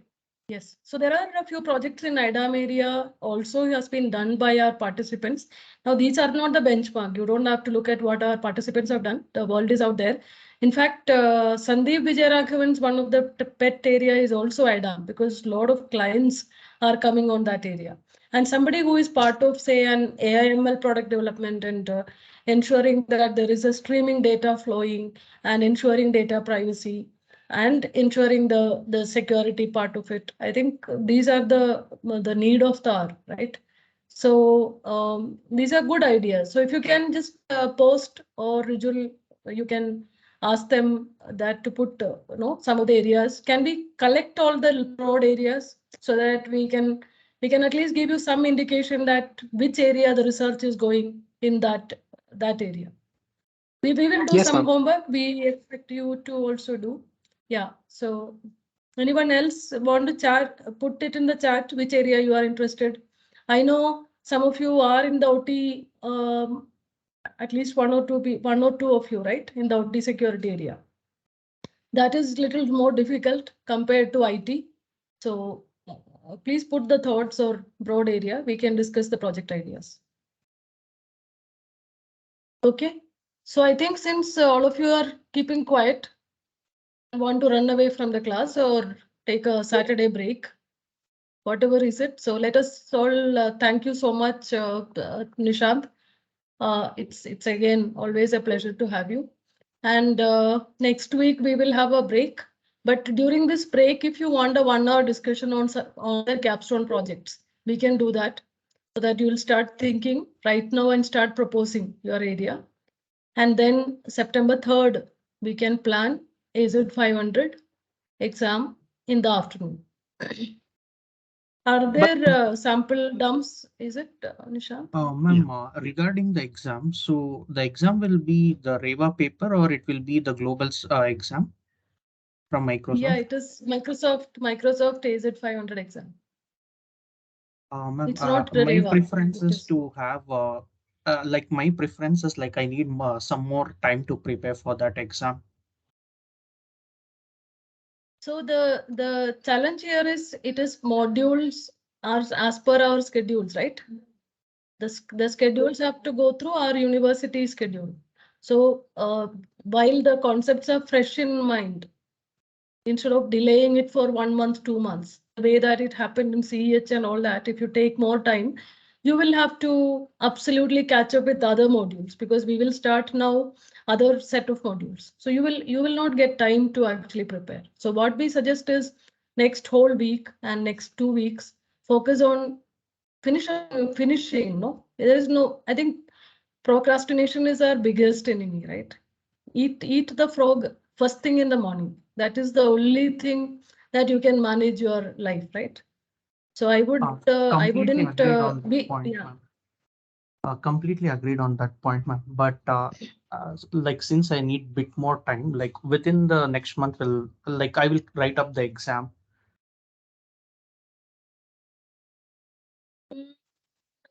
So we will only schedule that exam because it is for everyone's sake, right? If somebody gets more time, that is little unfair for others who didn't get time. So we would want all of you to go together as a class. So, and go together as per the university's timeline, which will help you get out with a master's degree on time. Because you have so many things to complete, right? So catch up. I mean, if you think that 2 weeks I can do or 4 weeks you can do, it's all in the mind. And if you really spend, if I ask Nishant for cracking AZ500. Sorry, repeat that, Shinu. How many hours of preparation is required to crack AZ500? Again, the two labs, actually, they have already started preparation. It's just that they are not feeling that they have started. Because they have to see, typically what happens is when you see question and answer, then people will feel comfortable. What all you have done is a hands-on. We're unable to correlate like, okay, how that hands-on should be translated into theory. I think that should not be a problem, guys. You have already started. You just need to look at the questions that I have given you. How many, like, I think before in the cloud security module only I have given you questions, right? Yes, Yes, Nishant. So, yeah. Did you guys go through, go through once? Okay, do one thing, very easy. This week, just go through the questions. Okay, I'll arrange a one more doubts call. You can ask me all the doubts that you have after going through the questions, the dumps itself, and then we can see what more help is required, or you want me to repeat one concept, I will repeat. That should not be a problem. Nishant, is it okay to Yeah. take up the AZ500 directly without taking the AZ900? Because I haven't. No problem, no problem. See, there is no dependency at all from the certification point of view. But the thing is, if you take both of them, you will have two certifications. Okay. Ma'am, like when Nishant, we are focusing the exam date, like it's on 4th or 9th of 10th of September. September 3rd, right? September 3rd is Saturday, no? Yeah. September 3rd, Nishant. afternoon, 2 o'clock. Okay. Nishant and Madam Dr. Shinu Marimuthu here. Actually, just 1 week before I have completed AZ at 900, but preparing this 500 it's little difficult. So better we will have 1 more weeks, at least 2 weeks in gap. We can go through the exams. Because when I am attending this 900, anyway, I got pass and I threw it. But still, for the 500 point of view, we need more study to cover it. I think we are, I mean, glad to hear somebody has done AZ 500 and 900, it is great. But time is something like it's a concept. You can stretch as much as possible and you can't achieve anything. Or you compress and get the best out of time. I think time is one thing we don't have. And so my request is to follow Dr. university Shinu, schedule. Shreyas here. So I have Because done my for passing this 900 only, I was practicing almost last 2 months. We are having this cloud only, so it was totally 2 weeks test I have done. After that only I could pass this 900. So 500, even I saw the question papers and I mean sample question papers. It is little tough than for 900. So better to have 2 weeks and steady and properly, and we can write it. Because since I am from OT background, so I'm feeling like this. I think others also having the same thoughts. Okay, so but what do we do on September? If everyone agrees, we can do it on 10th, September Yes, 10th. Is that fine for everyone? So Good from my end, ma'am. 27th, yeah, 27th, if we do a doubt clearing with Nishant, and also some of the capstone project ideas. So you have to spend at least about 2 hours on 27th. 3rd, we will leave you for practice, and 10th, maybe we can do the exam. Is that fine with everyone? Yes, that would be fine, madam. I hope for all. Okay, fine. Yeah. Yes, ma'am. Okay, great. Okay, so all the sample question papers, Nishant, if you have more or something, or somebody has it, please share. Actually, that will help. When you're practicing sample questions, you should not have more. You should have accurate. So because the more you have, the more pressure it will be, because you have to remember so many other concepts. Yes. Shinu ma'am, Sharanya here. Nishant, so Shinu ma'am, I just read your message couple of days back that you will open 2 slots for this exam, right? So could you throw some light on that? Just want to understand if. Not really. I am not sure. CH, one of them are writing here now, and 2 are writing. But AZ500 is only 1 slot, Sharanya. We do not actually, I mean, because it's it's not a university exam, we would want everyone to get off with that tension and then move forward to the next module fully free from the previous module's burden, right? Agree to that, but I just thought, so maybe I thought we can have 1 slot on September 3rd and 1 on September 10th. As you said, I'm okay to finish it off. 3rd, is it? Wonderful. So that way, I think it is fine. September 3rd and 10th, we can keep it open. Both the days you can write. That would be helpful. Excellent. Thank you. Yes. We'll get the vouchers early. So when we will decide that way, a few of you could take on September 10th, the 3rd, but everyone must complete by September 10th. Okay. Shreyas, you want to say anything? Yes, Dr. Shinu. So I've actually done my AZ500 exam. You have the score? Yeah, I do have this. I mean, I have the certificate. You share the details, score and the certificate with program office. When did you take it? This was in the last November. Okay, it's valid, right? Still valid. Yeah, it's still valid. I'll have to renew it, so I have time. Like I had 2 more months time to renew it, so I can renew it at that point. You can renew it. Okay. So if you want a voucher and take a fresh exam, you can. But your AZ500, which is valid with us. You can send the certification and the score that you would have got. Please send the screenshot and then we will consider. You don't have to write AZ500 again. Sure. Yeah, I'll do that. Yeah. Okay. Okay. So great then. Thanks so much, Nishant.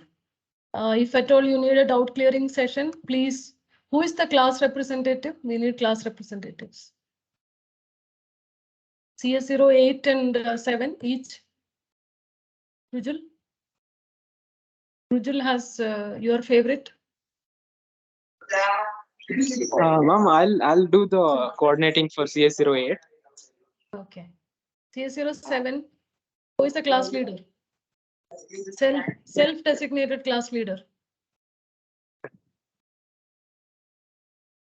The opportunity comes once. You have to take it. Don't wait for others to push you. Raise your hand if you want to be a class representative.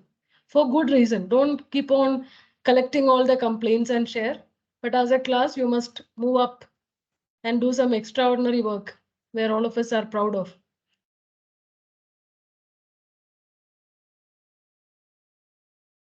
No one is raising hand. Devinder?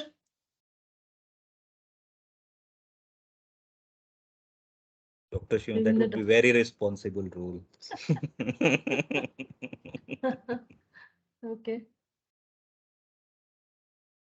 Okay. So please collect and let us know if you want a doubt clearing session with Nishant. Based on that, Nishant has to plan. Right? Otherwise, we will have 1 hour session on capstone project discussion on 27th and third exam or 10th exam, right? Okay, thanks everyone. Thank you, Nishant. Thank you, Shiva. Just a quick question before we kind of call for the day. Those who have completed the certification, which is as part of the curriculum, and are we going to have any other other exams or which could possibly be taken other Those than who have taken AZ500? No, we don't have an alternative, but Nishant can suggest a few advanced certification from AZ, but that university, it's not under the scope of our master's program and the brochures that which we have shared with you, but Nishant can suggest, but it won't be under, but whereas for CH, as we mentioned, CHFI or something, which has already been spoken, that is there. Not for AZ500 alternative.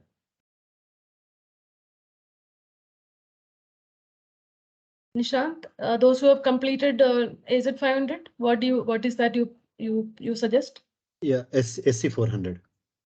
Okay. Advanced than what you are doing, but that's a lot more complex than this one, because here you only talk about infrastructure. There you don't talk about infrastructure, you talk about integration. When I say integration, how do you integrate a Office 365 with Azure Cloud and do a seamless integration?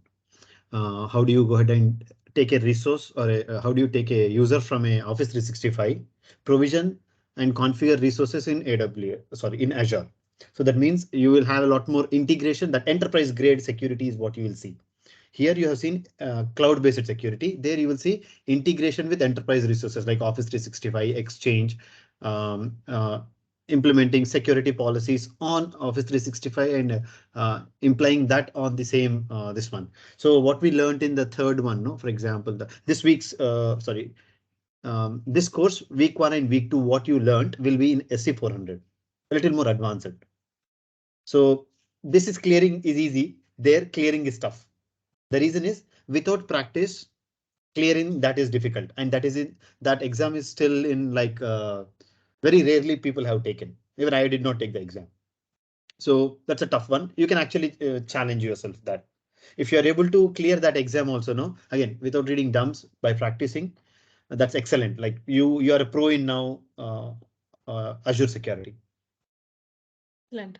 Since Shreyas has completed, but Shreyas, if you want the voucher alone, in lieu of your voucher, maybe we can look at the pricing and all.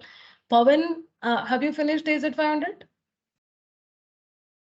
not a Shinu, but okay. From CH point of view, I was just checking. Since you had clarified there is some forensic related certification which is there as an alternate for that. So yeah. AZ500 is some of the standard requirement, Pawan. We can't bypass that and get into something else. So we expect our participants to be AZ500 certified. Okay.